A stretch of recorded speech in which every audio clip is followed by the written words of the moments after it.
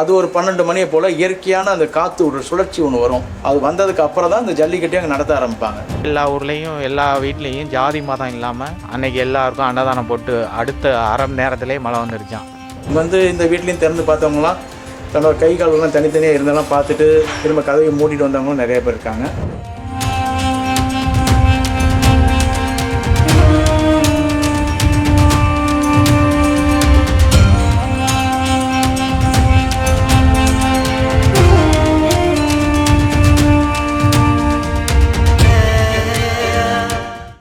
மகா சுருளி ஆண்டவர், அதாவது அவரோட பிறந்தது பார்த்திங்கன்னா கேரளாவில் பிறந்துட்டு அந்த தவத்துக்குரிய ஞானத்தை பெற்றுட்டு என்ன பண்ணுறாருன்னா புதிய மலைக்கு போகிறார். புதிய மலைக்கு சித்தர்களோட ஆசீர்வாதத்தை வாங்கிட்டு அப்படியே சதுரகிரியை முடிச்சுட்டு நேராக பழனிமலைக்கு போகிறாரு. பழனிமலையிலிருந்து இங்கே அதவத்தூர், திருச்சி மாவட்டத்தில் அதவத்தூர் வர்றாரு. அதவத்தூர் வந்துட்டு இளையாவியல், உப்புளியக்குடி இந்த பக்கமாக வந்துட்டு இந்த ஊரில் நிரந்தரமாக சாமி தங்குறாரு.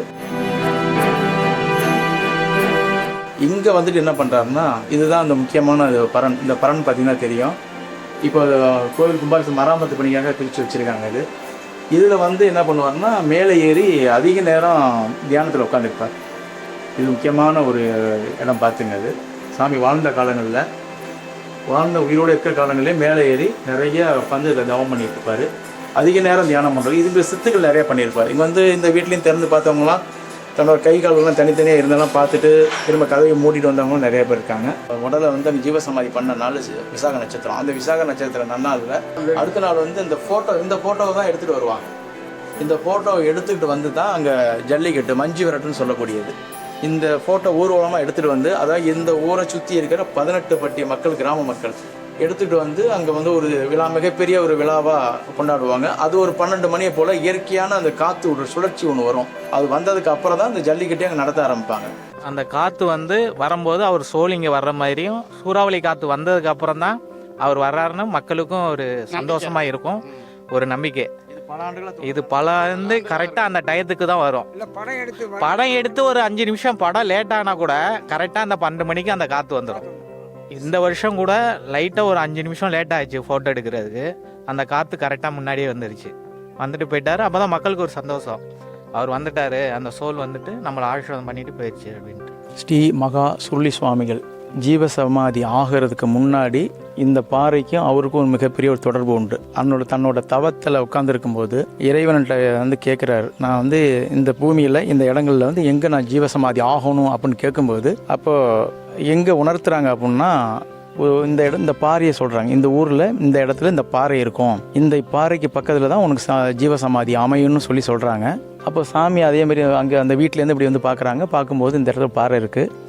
இந்த பாறையை பார்த்துட்டு என்ன பண்ணுறாங்கன்னா, இந்த பாறையில் டெய்லி உட்காருறது, தவம் பண்ணுறது, இந்த பாறையில் உட்காந்து எல்லாத்தையும் பேசுகிறது, இது மாதிரி கொஞ்சம் காலங்கள் பண்ணிவிட்டு அதன் பிறகு அந்த மாதிரி வாழ்ந்ததுக்கு அப்புறம் என்ன பண்ணுறாங்கன்னா, இதில் இந்த பாறைக்கு அப்புறம் தான் அங்கே சமாதி ஆகிறாங்க. அவங்க எந்த இடத்துல சமாதி ஆனாரோ அங்கே தான் சிவலிங்கம் பிரதிஷ்டை பண்ணி அப்புறம் அந்த ஆலயமாக எழும்புது அந்த இடம். அது ஆகிறதுக்கு முன்னாடி இறைவன் உத்தரவு கொடுத்த இடம்தான் இந்த பாறை. அதனால் இந்த பாறை மிகவும் முக்கியத்துவம் வாய்ந்த ஒரு பாறை. இது 1938 மகாசமாதியாக இருக்கார்.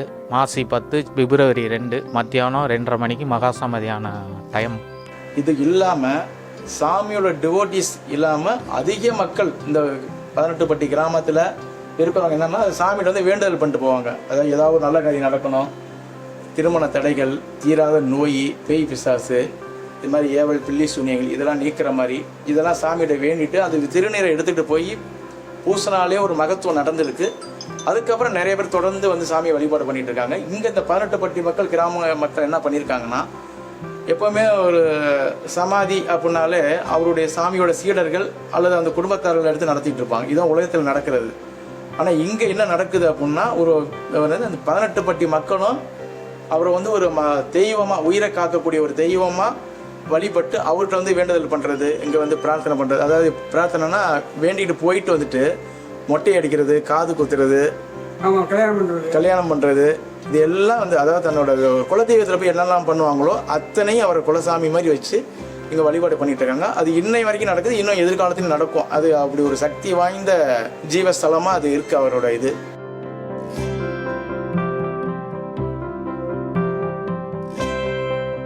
அதாவது சாமி வாழ்ந்த காலங்களில் தன்னோட குடும்ப ஃபோட்டோ. சாமியோட இயற்கையான நேச்சரான உருவம் இதுதான், உருவ அமைப்பு இதுதான் இந்த ஃபோட்டோ. இது வந்து சாமியோட மூத்த மகன் இளைய மகன் 2 பேர்த்தோட இது. சாமி வாழ்ந்த காலங்களில் நடந்த அந்த மாட்டு வேடிக்கையெல்லாம் எடுத்து ஃபோட்டோ வச்சுருக்கிறாங்க. மிக முக்கியமான ஃபோட்டோ இது. புதியமலை ராஜனீஸ்வரர் சுவாமிகள், அதாவது நம்ம சுருளியாண்டவர் சாமி வந்து ஜீவசமாதி ஆனதுக்கப்புறம் வெகு காலங்களாக கும்பாபிஷேகம் நடக்கலை. அது எவ்வளவோ பேர் எவ்வளவோ முயற்சி எடுத்து கும்பாபிஷேகம் நடக்க முடியாமல் சாமியை வந்து அதை யாரை பண்ணணும்னு நிர்ணயம் பண்ணியிருப்பாங்க போடுறது. நிறைய பேர் முயற்சி எடுத்து அது தடையாகிட்டே இருந்துச்சு. யாருமே அது கும்பாபிஷேகம் பண்ணலை. இவங்களை போய் ராஜனீஸ்வரர் அவங்கள போய் அவங்க தவத்தில் இருக்கும்போது சாமி போய் என்ன சொல்கிறாருன்னா, இது மாதிரி என்னுடைய ஆலயம் இங்கே இருக்குது. அவருக்கு இவங்களுக்கு வந்து அந்த ஆலயம் எங்கே இருக்குன்னு தெரியாது. என்னோட ஆலயம் இந்த மாதிரி கீழனூர் பக்கத்தில் வடுகப்பட்டிங்கிற என்னோட ஆலயம் இருக்குது, அங்கே வந்து எனக்கு வந்து கும்பாபிஷேகம் பண்ணணும்னு சொன்னதுக்கப்புறம் இவங்க வந்து தான் கும்பாபிஷேகம் பண்ணினாங்க. எல்லா ஊர்லேயும் எல்லா வீட்லேயும் ஜாதி மதம் இல்லாமல் சாப்பாடு அரிசி எல்லாம் வாங்கிட்டு வந்து சமைச்சு அன்னைக்கு எல்லாருக்கும் அன்னதானம் போட்டு அடுத்த அரை மணி நேரத்திலே மழை வந்துருச்சான். அந்த மாதிரியே இன்னமும் நடக்குது. புரட்டாசி மொதல் சனிக்கிழமையோ 2வது சனிக்கிழமையோ அது நடக்குது. கிராமத்தில் என்னெல்லாம் பண்ணுவாங்களோ அது அத்தனை இங்கே நடக்குது. அதுதான் இந்த தலத்தோட மிகப்பெரிய ஒரு விசேஷம். இது இல்லாமல் இப்போ இந்த 18 பட்டி தான் சொல்கிறோம். அப்போ மற்ற மக்கள்லாம் வரலையானா இன்னும் பிற நாடுகள்லேருந்து வர்றாங்க. மலேசியா, சிங்கப்பூர், வேறு உலக நாடுகள்ல எல்லாம் வந்துட்டு சாமிகிட்ட வேண்டிட்டு அவர் அந்த வேண்டுதல் அவங்கள வேண்டுதலுக்கும் நடக்குது, தியானம் பண்ணுறவங்களுக்கும் நல்லது பண்ணுறாரு.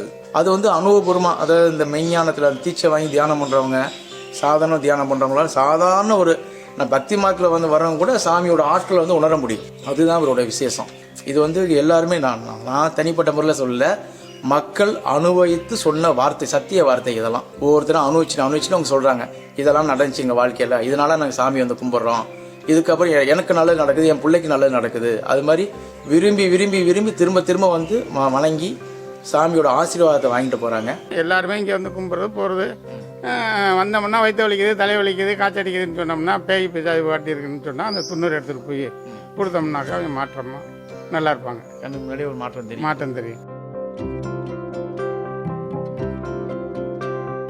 2004 ராஜன் சாமி அவர்கள் தலைமையில் மிக சிறப்பாக நடைபெற்றது. திருப்பியும் 2025 அவர் தலைமையில் கும்பாபிஷேகம் நடைபெற போகுது. இன்னும் சில மாத காலங்களில் அனைவரும் பங்கேற்குமாறு கேட்டுக்கொள்கிறோம்.